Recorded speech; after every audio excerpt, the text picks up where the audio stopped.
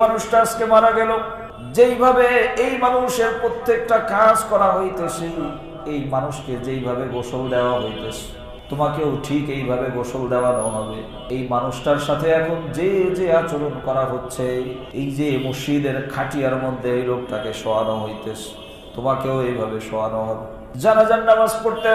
শুধু পাহাড় পরিমাণ সওয়াব নিয়ে বাড়িতে যাইবা, এই জন্য জানাজার নামাজের মধ্যে অংশগ্রহণ না দুনিয়ার মুমিন মুসলমান, বরং জানাজার নামাজের মধ্যে অংশগ্রহণ এই জন্য করবা, আজকে যেই মানুষটার নামাজ পড়তেছি সেই সময় বেশি দূরে নয়, জানা নাই কখন যেন আমিও সবার সামনে চলে যাই আর আমার জানাজার নামাজও মানুষ পড়া শুরু করে দেয়। লাশের সাথে গোরস্থান পর্যন্ত যাবে শুধু আনুষ্ঠানিকতার সামাজিকতা রক্ষা করার জন্য না, প্রত্যেকটা মুহূর্তে মুহূর্তে নিজের ভবিষ্যৎ, নিজের কবরের জিন্দেগির চিন্তা তার